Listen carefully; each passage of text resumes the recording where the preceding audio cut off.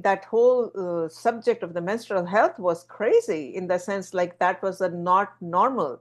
And it was to a point that you will be embarrassed sitting in a meeting suddenly. And these kind of embarrassing situations are humiliating, which if you're not prepared and you don't know what's going to happen to you, if you're just going through a perimenopausal symptom. And it happened to me multiple times, actually, if I may recall. And no, well, companies at the time did not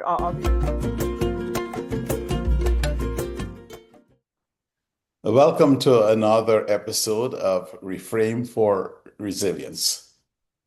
Today's guest is Miss Amita Sharma. She is the co-founder of Nourish Doc, which is a wellness platform, a holistic wellness platform, particularly for women. Welcome, Miss Sharma. Thank you. Thank you, Dr. Douglas. And I must say, I am so psyched, interviewed by a health pioneer such as yourself. I am no one compared to what you have accomplished. So thank you, gratitude to God and to the universe for being here with you. You're awfully kind, and we're delighted to have you. And I'm actually quite pleased, and I think we're fortunate that you are brave and courageous and willing to share some of your story that has led you to your present passion and occupation. So, could you share with us perhaps one of those significant episodes in your Mhm. journey that have led you to Nourish Doc? Yeah, absolutely. So, we know, like as women or even as society, what menopause is. Like, basically at that time, women's periods stop in a layman's language. But perimenopause is something we women don't understand. At least I did not understand. And I started getting these strange, horrible symptoms in my early 40s, like I was barely 40, 41 in a very kind of situations when I was working in meetings and conducting meetings, international meetings or conducting meetings where predominantly the audience was male, and I was having hot flash at that time. Sitting in a meeting and profusely sweating, like literally rivulets kind of going on my face and kind of going down, and also having some kind of a brain fog, like I would not even remember what someone said like few minutes back, and then I'm like, I'm not registering, my mind is not registering that, having some kind of a memory lapse, you can say. So Yes. not able to focus on my work, and at the same time, during night, I would have night sweats. What would happen in the morning, hot flashes and night sweats, and then I was not able to sleep properly at night, and then the morning have a hard time waking up. I was like ridiculous, like my face would be all swollen and I'll have to put ice on my face, Mm. just to look a little bit normal, and so that I can wake up, fatigue, complete fatigue, and get myself out to work. And when I'm at work, I'm having all these symptoms of strange hot flashes and memory lapses and brain fog. I'm not able to concentrate. How did that This impact your work? I could not focus. I could not work. That's properly is the word. I could not because how can anyone work like No. this when you are complete? Was there any sensitivity, any understanding of what you might be going through by, your colleagues, those with whom you were working, or if you were leading meetings? What was that like? Quite honestly, nobody understood what I was going through. They thought I was having some medical issues, and so did I. If I had known this was a sign of perimenopause that could be controlled, I honestly thought I'm having serious medical condition issues, that I'm having some maybe heart health issues or some other strange issues that are completely unexplainable. And the other thing that was happening was one of the symptoms, if I may say so, in perimenopause is irregular periods of a woman's menstrual health, right? And my that whole subject of the menstrual health was crazy in the sense like that was a not normal, and it was to a point that you will be embarrassed sitting in a meeting suddenly.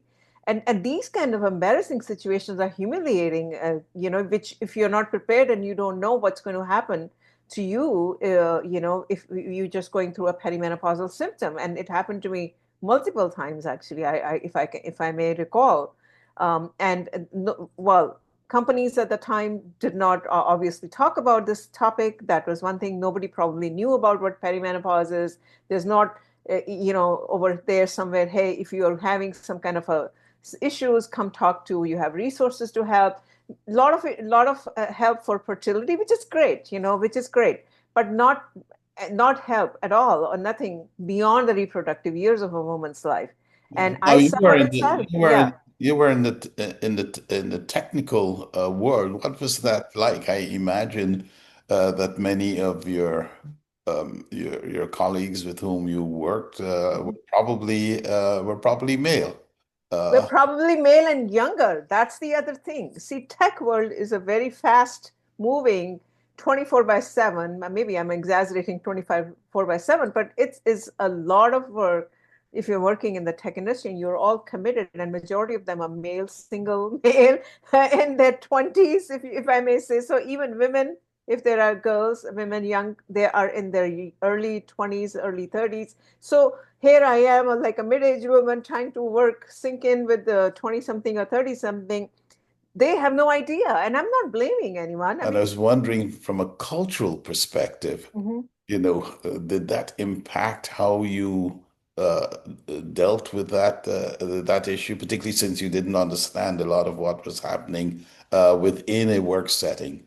Uh, Yeah, absolutely. Cultural, yeah, my parents are from India and I grew up until I was 21, 22 in India and few other countries in Africa, actually.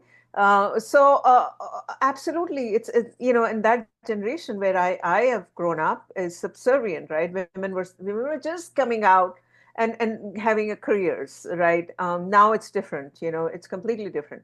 And you're just kind of you're supposed to go and make money at the same time you come home and you have to be sort of like a docile kind of a person, naive, listening to everyone and saying yes. So there's a lot of conflict, right? A lot of conflict, and you have to be subservient, a little bit of that kind of a culture, not speak up your mind.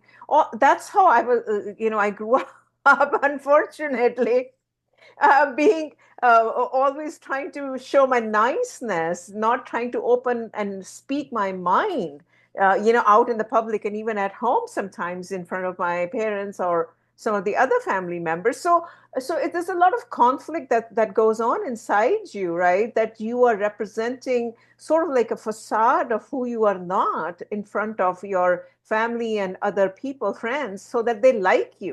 we talk about authenticity, very difficult to be your authentic self Ex- in that setting. So what then led you to move to setting up your own company?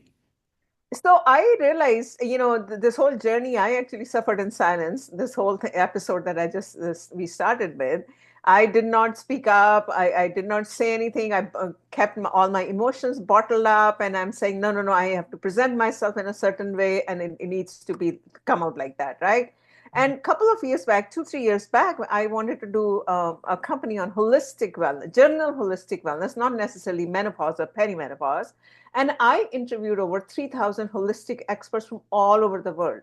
And my idea was to really prevent or manage the chronic conditions, diabetes and stuff like that.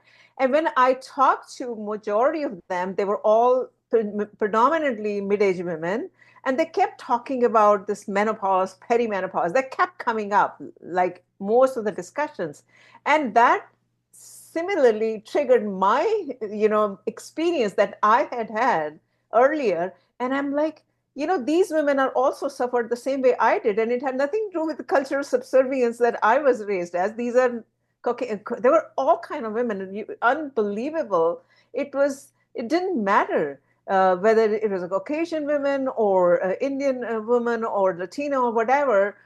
They were all had the same thing. They all suffered in silence. So that's when epiphany came to me, like, hey, if there is something I want to do now in my life, I want to go deeper into this and bring this topic to light It's not just hot flashes and night sweats. That's not what it is. It can impact your entire family, your financial, your workplace, your anxiety, depression, your weight gain, your body image, yourself, the entire yourself. And that's when it occurred to me that this is not just one little pill that women can take and they can fix themselves. There is a lot of trauma that is attached to it, and we need to bring it out. There is a medical gap as well, Dr. Douglas. Medical gap in the sense, most of our, I mean, probably better than me, most of the OBGYNs, and they have admitted on national television that menopause as a subject is taught to them for only 8 hours, and perimenopause is not even discussed. They're 15 years of their education. They don't even talk about perimenopause in medical school. So there is a gap. Now, if a woman, 40-year, 45-year-old woman, she's not in college, the community that she's involved in, either workplace or she goes to a physician doesn't talk about this, a perimenopause. How will anyone else know that this is happening to women? That is the other issue. The corporate world doesn't talk about it because they are probably not aware. Nobody's aware of that. Up until about a decade back is what I'm saying. No, unfortunately, that is true. What you're saying is Mhm. unfortunately true. So tell us a little bit about Nourish Doc and the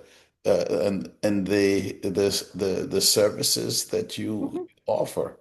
Yeah, so the idea was really to bring something out which is economical, which is affordable to all the women in the world and scalable, right? So the Nourish Talk is a holistic wellness platform as a first step, right? We are not against medication or medical doctors. That's not the point. The point is to really start with the self-care. Women have to change their lifestyle, their dietary, and incorporate some holistic therapies. So Nourish Talk is all about that. In the beginning, it's self-care, super affordable.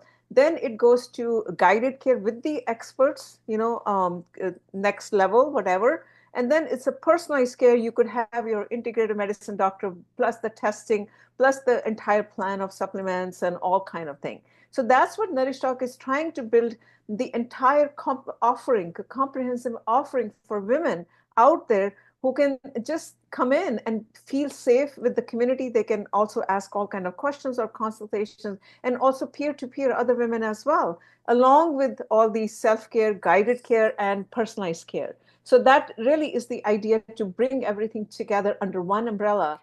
So in two or three sentences, what's the advice or the encouragement you give to women? Absolutely. Women entering into perimenopause or even younger, they need to start changing their lifestyle and diet. Need to get away from processed foods, as an example, incorporate whole foods, complex carbohydrates, change their entire diet and incorporate it like a movement, incorporating some kind of an exercise or movement, and also incorporating some mindfulness, sort of like a meditation, yoga, breath work, and some of the other holistic therapies that calms them, that brings the stress levels down. These are the things that women have to start understanding. Their bodies are going to change because of the hormonal shifts that are going to start happening in their bodies, and they cannot just continue the same lifestyle of, okay, I'm going to party till 2 a.m. and wake up at 11 a.m. There has to be following a circadian rhythm, is what I would say. Go along with the nature, what the nature tells you.